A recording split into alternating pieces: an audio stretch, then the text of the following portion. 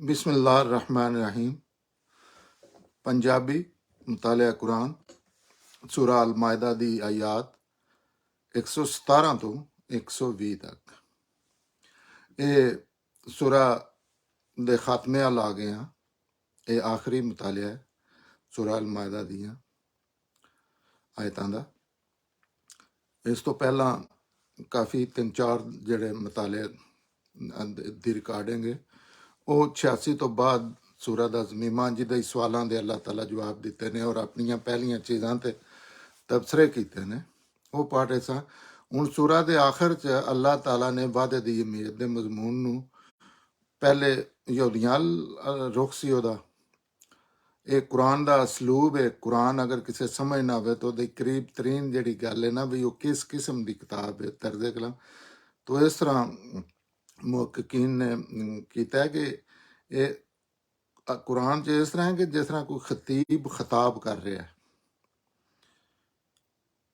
ਤੇ ਉਹ ਇੱਕ ਗੱਲ ਸ਼ੁਰੂ ਕਰਦਾ ਹੈ, ਦਰਮਿਆਨ 'ਚ ਦੂਸਰੀ, ਦਰਮਿਆਨ 'ਚ ਤੀਸਰੀ, ਵਿੱਚ ਕੋਈ ਬੰਦਾ ਸਾਹਮਣੇ ਹਰਕਤ ਕਰਦਾ ਹੈ ਉਹਦੀ। ਜਿਵੇਂ ਇਹ ਸੂਰਾ ਅਲ ਮਾਇਦਾ ਦੇ ਸਵਾਲਾਂ ਦੇ ਜਵਾਬ ਦਿੱਤੇ ਜਾ ਰਹੇ ਨੇ, ਜਿਹੜੇ ਹੁਕਮ ਦਿੱਤੇ ਨੇ ਉਹਦੇ ਤੇ ਲੋਕਾਂ ਦੇ ਜ਼ਿਹਨਾਂ 'ਚ ਸਵਾਲ ਆਏ ਨੇ ਤੇ ਉਹ ਸਵਾਲਾਂ ਦੇ ਜਵਾਬ ਦੇਣੇ ਸ਼ੁਰੂ ਕਰ ਦਿੱਤੇ ਨੇ।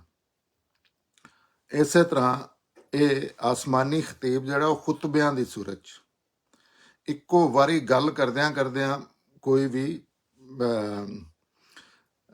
ਇਲੈਕਸ਼ਨ ਦੀ 18 ਵਾਲੇ ਇਲੈਕਸ਼ਨ ਦੀ ਖਤੀਬ ਜਿਹੜਾ ਉਹ ਵਿੱਚ ਹੋਰ ਕੋਈ ਗੱਲ ਕਰਨਾ, ਨਸੀਹਤ ਦੀ ਗੱਲ ਕਰਨਾ ਸ਼ੁਰੂ ਕਰ ਦਿੰਦਾ। ਫਿਰ ਉਹ ਗੱਲ ਕਰਦਿਆਂ ਕੋਈ ਮਿਸਾਲ ਬਿਆਨ ਕਰ ਦਿੰਦਾ ਖਤੀਬ ਕਿ ਉਹ ਯਾਦ ਹੈ ਤੁਹਾਨੂੰ ਜਿਸ ਇੰਡੀਆ 'ਚ ਇਲੈਕਸ਼ਨ ਹੋਇਆ ਤੇ ਕੁਰਾਨ ਕਰੀਬ ਤਰੀਨ ਇਸ ਚੀਜ਼ ਦੇ, ਕਿਉਂਕਿ ਇਹਦੇ ਤੇ ਕਾਫੀ ਮੁਸ਼ਕਲ ਲੋਕਾਂ ਨੂੰ ਪੇਸ਼ ਆਈ ਕਿ ਨਸਰ ਹੈ, ਸ਼ਾਇਰੀ ਹੈ, ਕੀ ਹੈ, ਕਿਸ ਤਰ੍ਹਾਂ ਹੈ। ਤੇ ਉਹਦੇ ਵਿੱਚ ਫਿਰ ਇਹ ਕਰੀਬ ਤਰੀਨ ਜਿਹੜੀ ਚੀਜ਼ ਉਹ ਹੈ ਕਿ ਜਿਸ ਤਰ੍ਹਾਂ ਖਤੀਬ ਖੁਤਬੇ ਦਿੰਦਾ ਜਿਹਦੇ 'ਚ ਇੱਕ ਮੌਜੂਦ ਤੇ ਦਿਲ 'ਚ ਗੱਲ ਕਰ ਦਿੱਤੀ ਹੈ, ਦਿਲ 'ਚ ਉਹਦੇ ਵਿੱਚ ਕਈ ਚੀਜ਼ਾਂ ਇੱਥੋਂ ਤੱਕ ਆਖ ਦਿੱਤਾ ਗਿਆ ਖਿੜਕੀ ਬੰਦ ਕਰੋ ਜਾਂ ਆਖ ਦਿੱਤਾ ਗਿਆ ਸੈੱਲ ਫੋਨ ਬੰਦ ਕਰੋ। ਇਸ ਤਰ੍ਹਾਂ ਦਾ ਇਹ ਕੁਰਾਨ ਦਾ ਅਸਲੂਬ ਹੈ। ਅਗਰ ਕੋਈ ਇਹਨੂੰ ਸਮਝਣਾ ਚਾਹੇ ਤੇ ਉਹਦੇ ਵਾਸਤੇ ਇਹ ਗੱਲਾਂ ਜਾਣਨ ਨਾਲ ਕਾਫੀ ਆਸਾਨੀਆਂ ਪੈਦਾ ਹੁੰਦੀਆਂ। ਤੇ ਉਹਦੇ ਵਿੱਚ ਪਹਿਲੇ ਉਹ ਯਹੂਦੀਆਂ ਨਾਲ ਗੱਲ ਕੀਤੀ ਜਾ ਰਹੀ ਸੀ ਤੇ ਆਖਰ 'ਚ ਇਹ ਗੱਲ ਜਿਹੜੀ ਹੈ ਈਸਾਈਆਂ ਨਾਲ ਉਹਦਾ ਰੁਖ ਮੋੜ ਦਿੱਤਾ। ਕਿਉਂ ਜੇ ਇਸ ਆਇਤ ਦੇ ਮੁਖਾਤਬ ਉਹ ਸਨ। ਹੁਣ ਜਿਹੜੀਆਂ ਆਇਤਾਂ ਨੇ ਇਸ ਤੋਂ ਪਿਛਲੀ ਵਿੱਚ ਵੀ ਜਿੱਥੇ ਸੈਯਦਨਾ ਈਸਾ ਦਾ ਜ਼ਿਕਰ ਹੋਇਆ ਸੀ ਕਿ ਅੱਲਾਹ ਤਾਲਾ ਪੈਗੰਬਰ ਨੂੰ ਖੜਿਆਂ ਕਰਕੇ ਆਖਰਤ 'ਚ ਦੁਨੀਆ ਖਤਮ ਹੋ ਗਈ ਹੈ, ਸਾਰੇ ਮਾਮਲਾਤ ਖਤਮ ਹੋ ਗਏ ਨੇ, ਜੋ ਕੁਝ ਹੋਣਾ ਸੀ। ਤੇ ਉੱਥੇ ਸੈਯਦ ਨੂੰ ਈਸਾ ਨੂੰ ਆਖਿਆ ਉੱਠ ਤੂੰ ਦੱਸ ਆਪਣੀ ਉਮਤ ਦੇ, ਤੂੰ ਇਹਨਾਂ ਨੂੰ ਆਖਿਆ ਸੀ ਕਿ ਤੈਨੂੰ ਖੁਦਾ ਦਾ ਬੇਟਾ ਮੰਨ ਲੈਣ। ਤੋਂ ਪਿਛਲੀ ਆਇਤ 'ਚ ਦੱਸਿਆ ਤਾਂ ਹੁਣ ਅਗਲੀ ਵੀ ਉਹਦੀ ਕੰਟੀਨਿਊਸ਼ਨ ਹੈ। ਹੁਣ ਅਸੀਂ ਇਹ ਆਖਰੀ ਆਇਤਾਂ ਦਾ ਮੁਤਾਲਿਆ ਸ਼ੁਰੂ ਕਰਨੇ ਆ ਤੇ ਉਹਦੇ 'ਚ ਅੱਲਾਹ ਤਾਲਾ ਆਇਤ ਅਲ ਮਾਇਦਾ ਦੀ ਆਇਤ 117 'ਚ ਫਰਮਾਉਂਦੇ ਨੇ। ਉਹ ਪਿਛਲੀ ਆਇਤ 'ਚ ਸੀ ਕਿ ਸੈਯਦਨਾ ਈਸਾ ਕੋਲੋਂ ਪੁੱਛਿਆ ਤੇ ਸੈਯਦਨਾ ਈਸਾ ਨੇ ਫਿਰ ਜਵਾਬ ਦਿੱਤਾ ਤੇ ਹੁਣ ਉਸ ਜਵਾਬ ਦੀ ਕੰਟੀਨਿਊਸ਼ਨ ਹੈ ਇਹ ਵੀ ਹੈ। ਤੇ ਸੈਯਦਨਾ ਈਸਾ ਫਰਮਾਉਂਦੇ ਨੇ, ਇਹ ਕੁਰਾਨ ਦੀ ਆਇਤ 'ਚ ਅੱਲਾਹ ਤਾਲਾ ਦੇ ਕਲਾਮ ਹੈ, ਮੈਂ ਤੇ ਉਹਨਾਂ ਨੂੰ ਉਹੀ ਗੱਲ ਆਖੀ ਸੀ ਜਿਹੜੀ ਤੁਸਾਂ ਮੈਨੂੰ ਹੁਕਮ ਦਿੱਤਾ ਸੀ ਕਿ ਅੱਲਾਹ ਦੀ ਬੰਦਗੀ ਕਰੋ, ਜਿਹੜਾ ਮੇਰਾ ਵੀ ਪਰਵਰਦੀਗਾਰ ਹੈ ਤੇ ਤੁਹਾਡਾ ਵੀ। ਮੈਂ ਉਹਨਾਂ ਤੇ ਨਿਗਰਾਨ ਰਿਹਾ ਜਦੋਂ ਤੱਕ ਮੈਂ ਉਹਨਾਂ ਦੇ ਦਰਮਿਆਨ ਸੀ। ਫਿਰ ਜਦੋਂ ਤੁਸੀਂ ਮੈਨੂੰ ਮੌਤ ਦੇ ਦਿੱਤੀ ਉਸ ਤੋਂ ਬਾਅਦ ਤੁਸੀਂ ਆਪ ਹੀ ਉਹਨਾਂ ਦੇ ਨਿਗਰਾਨ ਰਹੇ ਹੋ ਔਰ ਤੁਸੀਂ ਹਰ ਚੀਜ਼ ਤੇ ਗਵਾਹ ਹੋ। ਇਸ ਆਇਤ 'ਚ ਇਹ ਪਿੱਛੇ ਵੀ ਮੈਂ ਥੋੜਾ ਐਕਸਪਲੇਨ ਕੀਤਾ ਸੀ। ਇਹ ਇੱਕ ਬਹੁਤ ਵੱਡਾ ਜਿਹੜਾ ਸੈਯਦਨਾ ਈਸਾ ਨੂੰ ਜ਼ਿੰਦਾ ਉਠਾਉਣ ਦਾ ਅਕੀਦਾ ਮੁਸਲਮਾਨਾਂ 'ਚ ਜਾਂ ਦੂਸਰਿਆਂ 'ਚ ਉਹਦੀ ਕੁਰਾਨ ਨਫੀ ਕਰਦਾ ਬੜੇ ਵਾਜ਼ੇ ਤਰੀਕੇ ਨਾਲ ਕਿ ਐਸੀ ਕੋਈ ਗੱਲ ਨਹੀਂ। ਔਰ ਪਿੱਛੇ ਵੀ ਇਹਦੀ ਗੱਲ ਹੋਈ ਸੀ ਤੇ ਇਸ ਆਇਤ ਵਿੱਚ ਵੀ ਉਹੀ ਸੈਯਦਨਾ ਈਸਾ ਨੇ ਅੱਲਾਹ ਤਾਲਾ ਦੇ ਸਾਹਮਣੇ ਆਪਣੀ ਸਫਾਈ ਪੇਸ਼ ਕੀਤੀ। ਜੈਸੇ ਅੱਲਾਹ ਤਾਲਾ ਨੇ ਪੁੱਛਿਆ ਤੁਸੀਂ ਇਹਨਾਂ ਨੂੰ ਆਖਿਆ ਸੀ ਕਿ ਤੁਹਾਨੂੰ ਤਸਲੀਲ ਦਾ ਜਾਂ ਤੁਹਾਨੂੰ ਮਰੀਮ ਨੂੰ ਤੁਹਾਡੀ ਵਾਲਦਾ ਨੂੰ ਖੁਦਾ ਦੇ ਮੰਨ ਲੈਣ, ਖੁਦਾ ਮੰਨਣ ਜਾਂ ਤਿੰਨ ਦਾ ਜਿਹੜਾ ਅਕੀਦਾ ਉੱਥੇ ਸਫਾਈ ਪੇਸ਼ ਕੀਤੀ, ਆਖਿਆ ਕਿ ਅੱਲਾਹ ਤਾਲਾ ਤੂੰ ਮੇਰਾ ਸਭ ਨਾਲੋਂ ਵੱਡਾ ਗਵਾਹ ਹੈ ਵੀ ਤੁਹਾਡੇ ਤੋਂ ਜ਼ਿਆਦਾ ਕੌਣ ਜਾਣਦਾ ਹੈ ਕਿ ਮੈਂ ਇਹਨਾਂ ਨੂੰ ਆਪਣੀ ਇਬਾਦਤ ਦਾ ਕੋਈ ਹੁਕਮ ਨਹੀਂ ਦਿੱਤਾ ਸੀ। ਇਸ ਆਇਤ ਵਿੱਚ ਇੱਕ ਵਾਰੀ ਫੇਰ ਵਾਜ਼ੇ ਹੁੰਦਾ ਹੈ ਕਿ ਹਜ਼ਰਤ ਈਸਾ ਆਪਣੀ ਵਫਾਤ ਤੋਂ ਬਾਅਦ ਦੁਬਾਰਾ ਦੁਨੀਆ ਤੇ ਨਹੀਂ ਆਣਗੇ। ਇਹ ਕੁਰਾਨ ਕਿਉਂ ਆ ਚੁੱਕਿਆ ਹੈ, ਦੁਨੀਆ ਅਜੇ ਖਤਮ ਨਹੀਂ ਹੋਈ, ਲੇਕਿਨ ਕੁਰਾਨ ਜਿਹੜੀ ਗੱਲ ਕਰ ਰਿਹਾ ਇਹ ਕਿਆਮਤ ਦੀ ਕਰ ਰਿਹਾ, ਔਰ ਅੱਲਾਹ ਤਾਲਾ ਇਲਮ ਵਾਲੇ ਕਰ ਰਹੇ ਨੇ, ਇਹ ਕੋਈ ਇਨਸਾਨੀ ਕਿਤਾਬ ਨਹੀਂ। ਤੇ ਇਹਦੇ ਵਿੱਚ ਹੁਣ ਆਖਰਤ 'ਚ ਜਿਹੜਾ ਮੁਕਾਲਮਾ ਹੋ ਰਿਹਾ, ਦੁਨੀਆ ਖਤਮ ਹੋ ਗਈ ਹੈ, ਇਹ ਤੇ ਸਾਰੇ ਉਬਾਮ ਖਤਮ ਕਰ ਦਿੰਦਾ ਹੈ। ਵੀ ਇਹ ਦੁਬਾਰਾ ਜ਼ਿੰਦਾ ਉਠਾਣੇ ਦਾ ਤੇ ਇਹ ਸਾਰੇ ਹੀ ਝੂਠ ਹੈ।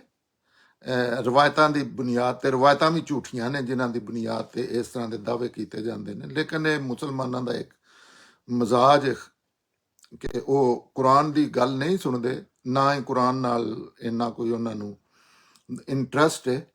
ਇਹਦਾ ਉਹਨਾਂ ਬਿਹਤਰੀਨ ਅਗੋ ਇਲਾਜ ਬਣਾ ਲਿਆ ਕਿ ਇਹ ਜਿੰਨੇ ਵੀ ਗੁਨਾਹ ਕੋਈ ਕਰਦਾ ਹੈ ਇਹ ਮਗਰੋਂ ਫੂਕਾ ਮਾਰ ਕੇ ਨਾ ਤੇ ਗੁਨਾਹ ਬਖਸ਼ਾਉਂਦਾ ਹੈ ਕੁਰਾਨ। ਜਿਹੜੀ ਅਕਲ ਨਾ ਅਕਲ 'ਚ ਗੱਲ ਆਉਂਦੀ ਹੈ, ਨਾ ਇਲਮ 'ਚ ਆਉਂਦੀ ਹੈ, ਨਾ ਸ਼ੌਰ 'ਚ, ਨਾ ਇਹਦਾ ਕੋਈ ਸਾਇੰਸ ਨਾਲ ਤਲਕ ਹੈ, ਨਾ ਇਨਸਾਨੀਅਤ ਨਾਲ ਤਲਕ ਹੈ, ਨਾ ਦੀਨ ਨਾਲ ਤਲਕ ਹੈ। ਉਹ ਹਰ ਚੀਜ਼ ਦੀ ਆਪਣੀ ਵਫਾਤ ਤੋਂ ਬਾਅਦ ਦੁਬਾਰਾ ਦੁਨੀਆ ਤੇ ਆਉਣਗੇ, ਕਿਉਂਕਿ ਇਹ ਉਹ ਮੌਕਾ ਸੀ ਜਦੋਂ ਅੱਲਾਹ ਤਾਲਾ ਨੂੰ ਉਹ ਆਖ ਸਕਦੇ ਹਨ ਕਿ ਮੈਂ ਤੇ ਇਹਨਾਂ ਨੂੰ 2 ਦਫਾ ਇਹ ਆਖ ਕੇ ਆਇਆ ਸੀ। ਮਸਮ ਅੱਲਾਹ ਤਾਲਾ ਜੈਸੇ ਪੁੱਛਦੇ ਤੇ ਆਖਣਾ ਸੀ ਮੈਂ ਤੇ ਇਹਨਾਂ ਨੂੰ 2 ਵਾਰੀ ਗਿਆ, ਮੈਨੂੰ 2 ਵਾਰੀ ਤੁਸਾਂ ਘੱਲਿਆ, ਇੱਕ ਵਾਰੀ ਚੁੱਕ ਲਿਆ ਜ਼ਿੰਦਾ ਤੇ ਫਿਰ ਤੁਸਾਂ ਜੈਸੇ ਘੱਲਿਆ। ਮੈਂ ਤਾਂ 2 ਇੱਕ ਵੀ ਨਹੀਂ, ਦੂਜੇ ਇਨਸਾਨ ਤੇ 2 ਵਾਰੀ ਪੈਗੰਬਰਾਂ ਇੱਕ ਵਾਰੀ ਗੱਲ ਕੀਤੀ ਹੋਈ, ਮੈਂ ਤਾਂ 2 ਵਾਰੀ ਜਾ ਕੇ ਤੇ ਮੁਜਜ਼ਾ, ਕਿਉਂਕਿ ਪਹਿਲਾਂ ਹੀ ਬੜਾ ਮੁਜਜ਼ਾ ਮੇਰਾ ਬਗੈਰ ਬਾਪ ਤੋਂ ਪੈਦਾ ਕਰਨਾ, ਔਰ ਦੂਜਾ ਮੈਨੂੰ ਜ਼ਿੰਦਾ ਦੁਬਾਰਾ ਘੱਲ ਦੇਣਾ, ਦੁਬਾਰਾ ਚੁੱਕ ਲੈਣਾ ਤੇ ਘੱਲ ਦੇਣਾ। ਉੱਥੇ ਮੌਕਾ ਸੀ ਆਖਣਾ ਕਿ ਮੈਂ ਤਾਂ 2 ਵਾਰੀ ਇਹ ਗੱਲ ਇਹਨਾਂ ਨਾਲ ਕਰਕੇ ਆਇਆ, ਇੱਕ ਵਾਰੀ ਵੀ ਨਹੀਂ ਕੀਤੀ। ਫਿਰ ਅੱਲਾਹ ਤਾਲਾ ਦੀ ਸਾਈਡ ਤੇ ਵੀ ਇਹ ਮੌਕਾ ਸੀ, ਜੈਸੇ ਸੈਯਦਨਾ ਈਸਾ ਪੈਂਦੇ ਨੇ ਕਿਆਮਤ 'ਚ ਲੋਕਾਂ ਨੂੰ ਇਹ ਜੈਸੇ ਲੈ ਆਉਂਦੇ ਨਾ ਵੀ ਕਿਆਮਤ ਵਾਲੇ ਦਿਨ ਇਹ ਗੱਲ ਹੋ ਗਈ ਹੈ, ਸਾਰਾ ਸਿਸਟਮ ਖਤਮ ਹੋ ਗਿਆ ਹੈ, ਇਹ ਜਿਹੜੀ ਗੱਲ ਕੁਰਾਨ ਕਰ ਰਿਹਾ, ਤੇ ਉਹ ਫਿਰ ਹੋਰ ਜ਼ਿਆਦਾ ਕਲੀਅਰ ਹੋ ਜਾਏਗਾ। ਉੱਥੇ ਇਹ ਸੈਯਦਨਾ ਈਸਾ अलैहिस्सलाम ਦੀ ਤਰਫੋਂ ਗੱਲ ਹੈ, ਤੇ ਅੱਲਾਹ ਤਾਲਾ ਦੀ ਤਰਫੋਂ ਵੀ ਇਹ ਗੱਲ ਹੋ ਸਕਦੀ ਸੀ, ਜੈਸੇ ਸੈਯਦਨਾ ਈਸਾ ਕਹਿੰਦੇ ਨੇ ਕਿ ਮੈਨੂੰ ਤੇ ਜੈਸੇ ਤੁਸੀਂ ਚੁੱਕ ਲਿਆ ਹੈ, ਮੌਤ ਦਿੱਤੀ ਹੈ, ਜਿਸ ਤਰ੍ਹਾਂ ਹਰ ਜੀ ਰੂਹ ਨੂੰ ਤੁਸੀਂ ਕੁਰਾਨ 'ਚ ਲਿਖ ਦਿੱਤਾ ਕਿ ਕੁੱਲੋ ਨਫਸਿਨ ਜ਼ਾਇਕਾਤੁਲ ਮੌਤ, ਤੇ ਮੈਨੂੰ ਤੇ ਬਾਤ ਦਾ ਨਹੀਂ ਪਤਾ, ਤੁਸੀਂ ਜਾਣਦੇ ਹੋ ਕੀ ਹੁੰਦਾ ਰਿਹਾ, ਮੈਂ ਕਿਸ ਤਰ੍ਹਾਂ ਇਹ ਕਰ ਸਕਣਾ। ਉੱਥੇ ਅੱਲਾਹ ਤਾਲਾ ਨੂੰ ਵੀ ਆਖਣਾ ਚਾਹੀਦਾ ਸੀ, ਜੇ ਇਸ ਤਰ੍ਹਾਂ ਦੇ ਝੂਠਾਂ ਤੇ ਗੌਰ ਕਰਨੇ ਵਾਸਤੇ ਕੋਈ ਮਿਲੀਮੀਟਰ ਲੱਭ ਜਾਣਾ ਸੀ ਕਿ ਅੱਲਾਹ ਤਾਲਾ ਆਂਦੇ ਕਿ ਮੈਂ ਤਾਂ ਤੈਨੂੰ 2ਜੀ ਵਾਰੀ ਘੱਲਿਆ ਸੀ, ਚਲੋ ਇੱਕ ਵਾਰੀ ਤਾਂ ਨਹੀਂ, 2ਜੀ ਵਾਰੀ ਜਦ ਕੋਈ ਬਿਲਕੁਲ ਪੂਰਾ ਕੁਰਾਨ ਖਾਲੀ ਹੈ, ਔਰ ਇਹ ਬਹੁਤ ਜਗ੍ਹਾ ਤੇ ਇਹਦੀ ਤਸਦੀਕ ਹੁੰਦੀ ਹੈ ਕਿ ਝੂਠ ਹੈ, ਕਿ ਦਾ ਕੁਰਾਨ ਦੇ ਖਿਲਾਫ ਹੈ, ਪਤਾ ਨਹੀਂ ਸੱਚਾ ਹੈ, ਕੁਰਾਨ ਦੇ ਖਿਲਾਫ ਹੈ, ਕੁਰਾਨ ਇਹਦੀ ਨਫੀ ਕਰਨਾ। ਤੇ ਇਹ ਆਇਤ ਜਿਹੜੀ ਹੈ ਸੂਰਾ ਅਲ ਮਾਇਦਾ ਦੀਆਂ, ਇਹ ਮੋਹਰ ਲਾ ਦੇਣੀਆਂ ਨੇ ਕਿ ਨਾ ਹੀ ਜ਼ਿੰਦਾ ਉਠਾਇਆ, ਜ਼ਿੰਦਾ ਉਠਾਣਾ ਤਾਂ ਖੈਰ ਵੈਸੇ ਹੀ ਕਿਧਰੇ ਵੀ ਨਹੀਂ ਕੋਈ, ਤੇ ਬਲਕਿ ਫੌਤ ਕੀਤਾ, ਔਰ ਉਸੇ ਤਰ੍ਹਾਂ ਹੀ ਫੌਤ ਕੀਤਾ ਜਿਸ ਤਰ੍ਹਾਂ ਪੂਰੀ ਦੁਨੀਆ ਨੇ ਇਨਸਾਨਾਂ ਨੂੰ ਇੱਕ ਜ਼ਿੰਦਗੀ ਦਿੱਤੀ ਜਾਂਦੀ ਹੈ। ਆਇਤ 118 ਚੱਲਾ ਤਾਲਾ ਫਰਮਾਉਂਦੇ ਨੇ, ਜੇ ਹੁਣ ਉਹਨਾਂ ਨੂੰ ਸਜ਼ਾ ਦਿਓ ਤੇ ਤੁਹਾਡੇ ਬੰਦੇ ਨੇ, ਔਰ ਜੇ ਮਾਫ ਕਰ ਦਿਓ ਤੇ ਤੁਸੀਂ ਜ਼ਬਰਦਸਤ ਹਕਮਤ ਵਾਲੇ ਹੋ। ਅਗਲੀ ਆਇਤ 'ਚ ਇਹ ਸੈਯਦਨਾ ਈਸਾ ਦੀ ਉਹੀ ਗੱਲ ਜਿਹੜਾ ਅੱਲਾਹ ਤਾਲਾ ਨਾਲ ਕਿਆਮਤ 'ਚ ਮਾਮਲਾ ਹੋ ਰਿਹਾ, ਗਵਾਹੀ ਵਾਸਤੇ ਉਠਾਇਆ, ਕੁਐਸਚਨ ਕੀਤਾ, ਉਹਦੇ 'ਚ ਹਜ਼ਰਤ ਈਸਾ ਦੀ ਸਿਫਾਰਿਸ਼ ਕਰਨ ਦਾ ਜ਼ਿਕਰ ਹੈ। ਜ਼ਾਹਿਰ ਹੈ ਪੈਗੰਬਰ ਐਸੀਆਂ ਹਸਤੀਆਂ ਹੁੰਦੀਆਂ ਨੇ ਕਿ ਉਹ ਆਖਰੀ ਦਰਜੇ 'ਚ ਉਹਨਾਂ ਦਾ ਦਿਲ ਹੁੰਦਾ ਕਿ ਇਨਸਾਨਾਂ ਨੂੰ ਮਾਫ ਕਰ ਦਿੱਤਾ ਜਾਏ, ਕੀਤਾ ਜਾਏ, ਲੇਕਿਨ ਅੱਲਾਹ ਤਾਲਾ ਦਾ ਕਾਨੂੰਨ ਹੈ ਕਿ ਉਹ ਨਹੀਂ ਇਸ ਤਰ੍ਹਾਂ ਦਾ ਕਾਨੂੰਨ। ਇੱਕ ਬੰਦੇ ਨੂੰ ਅਗਰ ਗੁਨਾਹਗਾਰ ਨੂੰ ਕੋਈ ਮਾਫ ਕਰਨ ਦੇ ਤੇ ਫਿਰ ਉਸ ਗੁਨਾਹ ਵਾਲੇ ਹਰ ਇਨਸਾਨ ਨੂੰ ਮਾਫ ਕਰਨਾ ਪਵੇਗਾ, ਲਿਹਾਜ਼ਾ ਉੱਥੇ ਅਮਲਾਂ ਤੇ ਜਾਂ ਉਸ ਹਿਸਾਬ ਨਾਲ ਇਹ ਚੀਜ਼ਾਂ ਹੋਣੀਆਂ ਨੇ, ਤੇ ਉਹ ਪੈਗੰਬਰਾਂ ਨੂੰ ਇਜਾਜ਼ਤ ਹੋਣੀ ਹੈ, ਉਹ ਅੱਲਾਹ ਦਾ ਇੱਕ ਅਲੱਹਦਾ ਕਾਨੂੰਨ ਹੈ ਸਿਫਾਰਿਸ਼ ਦਾ, ਜਿਹੜਾ ਬਹੁਤ ਇਨਸਾਫ ਤੇ ਮਬਨੀ ਹੈ, ਉਹਦੇ ਤੇ ਅਲੱਹਦਾ ਕਿਸੇ ਸਮਝਣਾ ਹੋਵੇ ਤੇ ਕੋਈ ਕਿਸੇ ਪੈਗੰਬਰ ਦੇ ਆਖਣ ਤੇ ਅੱਲਾਹ ਤਾਲਾ ਨੇ ਕਿਸੇ ਗੁਨਾਹਗਾਰ ਨੂੰ ਨਹੀਂ ਬਖਸ਼ਣਾ। ਇਹ ਜਿਹੜੇ ਲੋਕਾਂ ਨੇ ਰਿਲੈਕਸੇਸ਼ਨ ਜ਼ਿਹਨ 'ਚ ਰੱਖੀ ਹੈ ਖਤਮ ਕਰਦੇ ਹਨ। ਪੈਗੰਬਰਾਂ ਤੇ ਆਪ ਉੱਥੇ ਹਾਜ਼ਰ ਹੋਏ ਉਹਨੇ, ਆਪਣੀਆਂ ਗੱਲਾਂ ਦਾ ਜਵਾਬ ਦੇਣ ਵਾਸਤੇ, ਜਿਸ ਤਰ੍ਹਾਂ ਦੂਜੇ ਇਨਸਾਨ, ਅਗਰ ਕੋਈ ਉਹਨਾਂ ਕੋਲ ਉਹਨਾਂ ਦੀ ਐਸੀ ਚੀਜ਼ ਹੈ। ਇਹ ਅੱਲਾਹ ਤਾਲਾ ਨੇ ਇਸ ਦੁਨੀਆ ਤੇ ਕਰਕੇ ਵਿਖਾਇਆ ਔਰ ਕੁਰਾਨ 'ਚ ਲਿਖ ਦਿੱਤਾ ਕਿ ਪੈਗੰਬਰ ਵੀ ਆਪਣੀਆਂ ਗੁਨਾਹ ਦੇ ਜਵਾਬ ਦੇ ਨੇ ਬੜੀਆਂ ਜਗ੍ਹਾ ਤੇ ਕੁਰਾਨ 'ਚ। ਉਹ ਸੈਯਦਨਾ ਈਸਾ ਜ਼ਾਹਿਰ ਮੌਕਾ ਮਿਲਿਆ ਅੱਲਾਹ ਤਾਲਾ ਨੇ, ਕਿਉਂਕਿ ਅੱਲਾਹ ਤਾਲਾ ਆਇਤਲ ਕੁਰਸੀ ਚਾਹੁੰਦੇ ਨੇ ਕਿਸੇ ਜੁਰਤ ਨਹੀਂ ਕੋਈ ਗੱਲ ਕਰੇ ਮੇਰੇ ਸਾਹਮਣੇ। ਉਹ ਇੱਕ ਤਰ੍ਹਾਂ ਦਾ ਜਿਹੜੀ ਮੈਂ ਚਾਹੁੰਦਾ ਜਾਂ ਮੈਂ ਪੁੱਛਾਂਦਾ ਉਹਦੀ ਹੈ।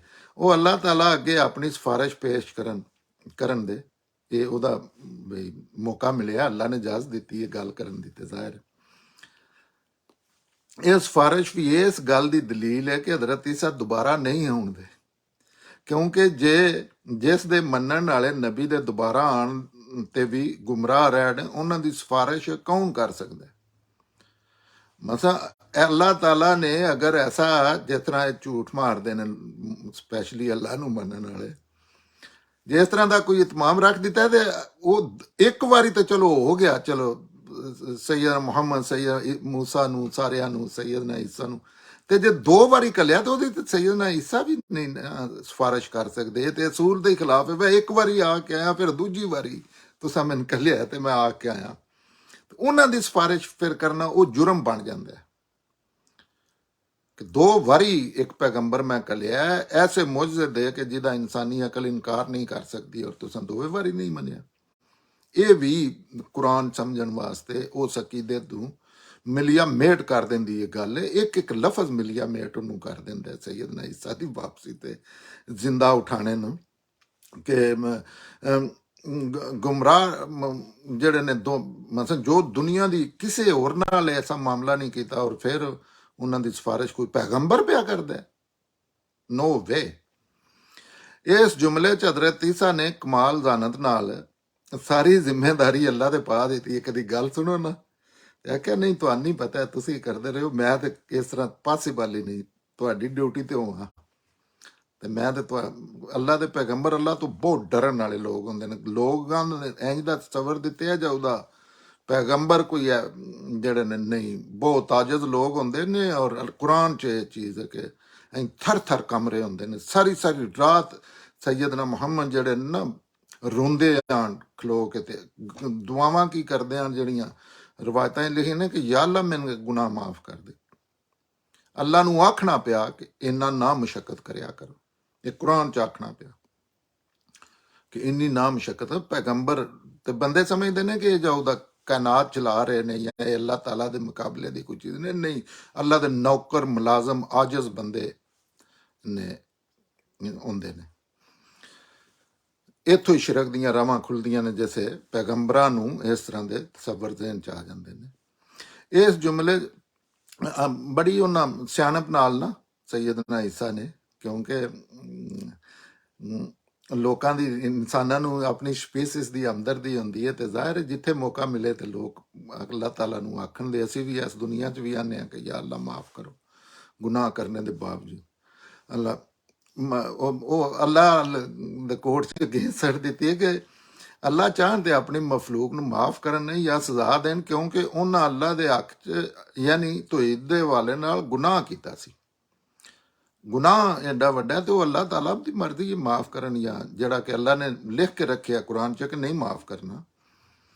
ਤੇ ਸ਼ਿਰਕ ਤੌਹੀਦ ਦੇ ਵਾਲੇ ਨਾਲ ਗੁਨਾਹ ਕੀਤਾ, ਉਹ ਅੱਲਾਹ ਹੀ ਦੀ ਮਰਜ਼ੀ ਹੈ ਕਿ ਉਹ ਇਸ ਗੁਨਾਹ ਨੂੰ ਮਾਫ ਕਰੇ, ਇਸ ਗੁਨਾਹ ਕਰਨ ਵਾਲਿਆਂ ਨੂੰ ਜਾਂ ਸਜ਼ਾ ਦੇਵੇ। ਕਿਸੇ ਪੈਗੰਬਰ ਦੀ ਜੁਰਤ ਵੀ ਨਹੀਂ ਇਸ ਤਰ੍ਹਾਂ ਦੀ ਹੁੰਦੀ ਕਿ ਨਜਾਇਜ਼ ਤਰੀਕੇ ਨਾਲ, ਜਿਨ੍ਹਾਂ ਨੂੰ ਪੈਗੰਬਰਾਂ ਨੇ ਬਖਸ਼ਾਣਾ ਹੈ ਨਾ, ਤੇ ਜੰਨਤ ਦੇ ਟਿਕਟ ਦੇਣੇ ਨੇ ਤੇ ਸਰਦਾਰੀਆਂ ਵੰਡਣੀਆਂ ਨੇ, ਉਹਨਾਂ ਨੂੰ ਕੁਰਾਨ ਦਾ ਮੁਤਾਲਿਆ ਕਰਕੇ ਆਪਣੇ ਰਵੱਈਏ ਦੀ ਇਸਲਾਹ ਕਰਨੀ ਚਾਹੀਦੀ ਹੈ। ਜ਼ਿੰਦਾ ਨੇ ਅਜੇ। ਇਸ ਤੋਂ ਅਗਲੀ ਆਇਤ 'ਚ ਅੱਲਾਹ ਤਾਲਾ ਫਰਮਾਉਂਦੇ ਨੇ 119 'ਚ, ਉਹ ਅੱਲਾਹ ਫਰਮਾਏਦਾ ਇਹ ਉਹ ਦਿਨ ਨੇ ਜਿਹਦੇ ਵਿੱਚ ਸੱਚਿਆਂ ਦੀ ਸੱਚਾਈ ਉਹਨਾਂ ਦੇ ਕੰਮ ਆਵੇਗੀ। ਉਹਨਾਂ ਲਈ ਬਾਗ ਹੋਣ ਦੇ ਜਿਨ੍ਹਾਂ ਦੇ ਥੱਲੇ ਨਹਿਰਾਂ ਵਗਦੀਆਂ ਹੋਣ ਦੀਆਂ, ਔਰ ਉਹਦੇ ਵਿੱਚ ਹਮੇਸ਼ਾ ਹਮੇਸ਼ਾ ਰਹਿਣ ਦੇ।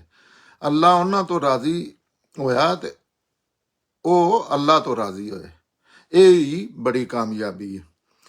ਇੱਥੇ ਹੁਣ ਪਿਛਲੀ ਆਇਤ ਜਿਹੜੀ ਉਹਦੇ 'ਚ ਇਹ ਵੀ ਅੱਲਾਹ ਨੇ ਇਸ ਇਹਨਾਂ ਚੀਜ਼ਾਂ ਤੋਂ ਲੋਕ ਬੜੇ ਉਭਾਮ ਦਾ ਸ਼ਿਕਾਰ ਹੁੰਦੇ ਨੇ ਕਿ ਅੱਲਾਹ ਤਾਲਾ ਆਖਿਆ ਪੈਗੰਬਰ ਸਿਫਾਰਿਸ਼ ਕਰੇਦਾ। ਇੱਥੇ ਹੁਣ ਮੁਕਾਲਮਾ ਕਿਆਮਤ ਤੋਂ ਬਾਅਦ ਦਾ ਸੈਯਦਨਾ ਈਸਾ ਦਾ ਸਿਫਾਰਿਸ਼ ਦੇ ਰਿਲੇਟਡ ਕਰ ਰਹੇ ਨੇ, ਸਿਫਾਰਿਸ਼ ਦਾ ਜ਼ਿਕਰ ਹੋ ਗਿਆ। ਲੇਕਿਨ ਅਗਲੀ ਗੱਲ 'ਚ ਸਾਰੀਆਂ ਚੀਜ਼ਾਂ ਪੜ੍ਹਨੀਆਂ ਚਾਹੀਦੀਆਂ। ਕੁਰਾਨ ਦੀ ਇੱਕ ਆਇਤ ਚੁੱਕ ਕੇ ਨਾ ਬਾਜ਼ ਦਫਾ ਮਕਸਦ ਪੂਰਾ ਕਰ ਦਿੰਦੀ ਹੈ, ਲੇਕਿਨ ਬਾਜ਼ ਦਫਾ ਉਹ ਬਿਲਕੁਲ ਜ਼ੁਲਮ ਹੁੰਦਾ ਕਿ ਇੱਕ ਵਿੱਚੋਂ ਫਿਕਰਾ ਚੁੱਕ ਕੇ ਤੇ ਉਹਦੇ ਬੇਸ ਤੇ ਅੱਗੋਂ ਕਹਾਣੀਆਂ ਬਣਾਉਣੀਆਂ। ਤੇ ਵੇਖੋ ਅੱਲਾਹ ਤਾਲਾ ਨੇ ਅੱਗੋਂ ਆਖਿਆ, ਅੱਲਾਹ ਫਰਮਾਏਦਾ ਈਸਾ ਅਲੈਹਿਸਲਾਮ ਦੇ ਜਵਾਬ 'ਚ, ਇਹ ਉਹ ਦਿਨ ਨੇ ਜਿਹਦੇ ਵਿੱਚ ਸੱਚਿਆਂ ਦੀ ਸੱਚਾਈ ਉਹਨਾਂ ਦੇ ਕੰਮ ਆਵੇਗੀ। ਕੋਈ ਦੁਨੀਆ ਦੀ ਚੀਜ਼ ਨਫੀ ਕਰ ਦਿੱਤੀ ਯਾਰ ਚੀਜ਼ ਨੂੰ, ਜੈਸੇ ਜ਼ਿੰਦਾ ਸਨ ਸੱਚੇ ਆਣ ਤੇ ਉਹਨਾਂ ਸੱਚਾਈ ਦੇ ਜਿਹੜੇ ਕੰਮ ਕੀਤੇ ਨੇ ਇਲਮ ਅਮਲ ਉਹ ਕੰਮ ਆਵੇ ਦੀ ਉਹਨਾਂ ਵਾਸਤੇ ਬਾਗ ਹੋਣ ਦੇ ਜਿਨ੍ਹਾਂ ਦੇ ਥੱਲੇ ਨਾਰਾਂ ਵਗਦੀਆਂ ਹੋਣਗੀਆਂ। ਜੰਨਤ ਦਾ ਇਹ ਜ਼ਿਕਰ ਹੈ, ਜੰਨਤ ਦਾ ਅਕਸਰ ਜ਼ਿਕਰ ਅੱਲਾਹ ਤਾਲਾ ਇਹਦੇ ਨਾਲ ਹੀ ਕਰਦੇ ਨੇ।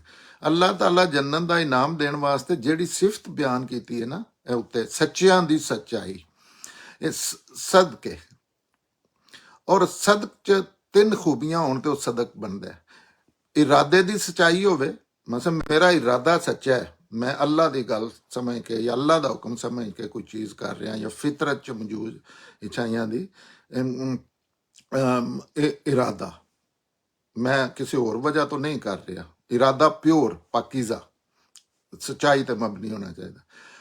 ਫਿਰ ਕੌਲ ਦੀ ਸੱਚਾਈ ਤੇ ਅਮਲ ਦੀ ਸੱਚਾਈ,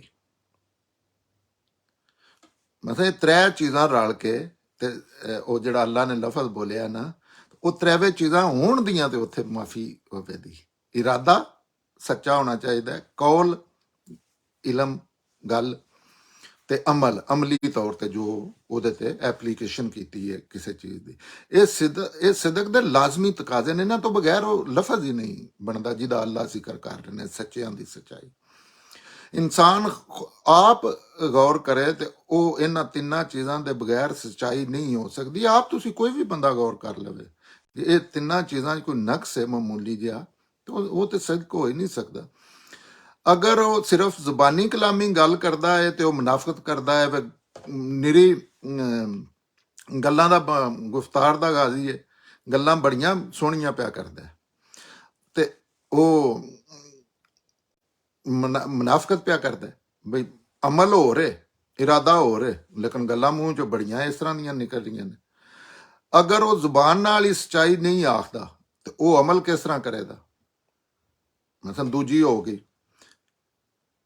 ਕੌਲ ਦੀ ਸੱਚਾਈ, ਮਤਲਬ ਉਹ ਜ਼ੁਬਾਨ ਨਾਲ ਇੱਕ ਬੰਦਾ ਆਂਦਾ ਨਮਾਜ਼ ਗਲਤ ਹੈ ਤੇ ਉਹ ਪੜ੍ਹਦਾ ਤੇ ਕਿਵੇਂ ਪੜ੍ਹੇਦਾ? ਮਤਲਬ ਉਹ ਆਖਦਾ ਪਿਆ ਗਲਤ ਹੈ, ਚੀਜ਼ਾਂ ਦੀ ਸੱਚਾਈ ਨਹੀਂ ਆਖਦਾ ਤੇ ਉਹ ਅਮਲ ਕਿਵੇਂ ਕੋਈ ਬੰਦਾ ਕਰ ਸਕਦਾ ਇਸ ਤਰ੍ਹਾਂ ਅਮਲ?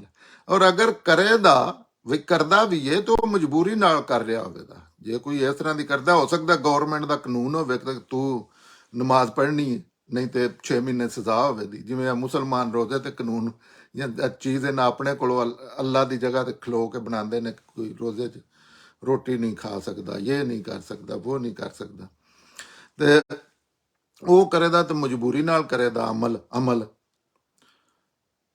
ਵੀ। ਇਹ ਬੜੀਆਂ ਅਕਲ 'ਚ ਆਉਣ ਵਾਲੀਆਂ ਗੱਲਾਂ ਨੇ। ਕੁਰਾਨ ਬਹੁਤ ਸਾਦਾ ਹੈ, ਜਿਵੇਂ ਮਾਂ ਨਹੀਂ ਬੱਚੇ ਨਾਲ ਗੱਲ ਕਰ ਰਹੀ ਹੈ ਇਸ ਤਰ੍ਹਾਂ ਦਾ ਮੈਂ ਅਕਸਰ ਆਖਣਾ, ਲੇਕਿਨ ਉਹ ਜ਼ਾਹਿਰ ਹੈ ਉਹਦੇ ਵਾਸਤੇ ਕੁਰਾਨ ਅੱਗੇ ਤੇ ਕੋਈ ਜਾਏ ਨਾ ਖਾਲੀ ਜ਼ਹਿਨ ਲੈ ਕੇ।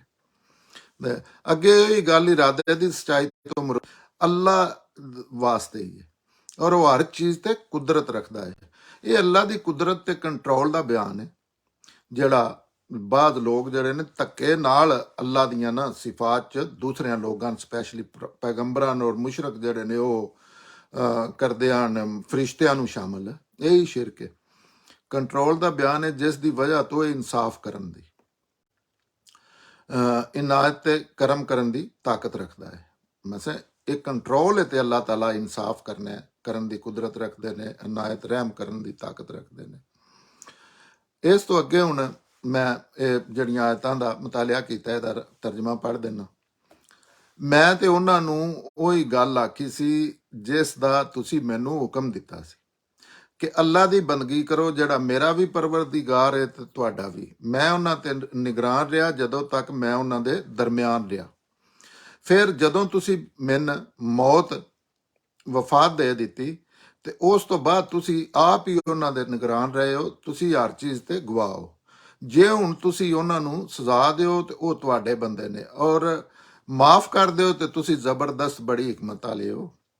ਅੱਲਾ ਫਰਮਾਏਦਾ ਇਹ ਉਹ ਦਿਨ ਨੇ ਜਦੋਂ ਜਿਹਦੇ ਵਿੱਚ ਸੱਚਿਆਂ ਦੀ ਸੱਚਾਈ ਉਹਨਾਂ ਦੇ ਕੰਮ ਆਵੇਗੀ। ਉਹਨਾਂ ਵਾਸਤੇ ਬਾਗ ਹੋਣ ਦੇ ਜਿਨ੍ਹਾਂ ਦੇ ਥੱਲੇ ਨਹਿਰਾਂ ਵਗਦੀਆਂ ਹੋਣਗੀਆਂ, ਔਰ ਉਹਦੇ ਵਿੱਚ ਫਾਰਐਵਰ ਹਮੇਸ਼ਾ ਵਾਸਤੇ ਰਹਿਣ ਦੇ। ਅੱਲਾ ਉਹਨਾਂ ਤੋਂ ਰਾਜ਼ੀ ਹੋਇਆ ਤੇ ਉਹ ਅੱਲਾ ਤੋਂ ਰਾਜ਼ੀ ਹੋਏ। ਇਹ ਹੀ ਵੱਡੀ ਕਾਮਯਾਬੀ ਹੈ।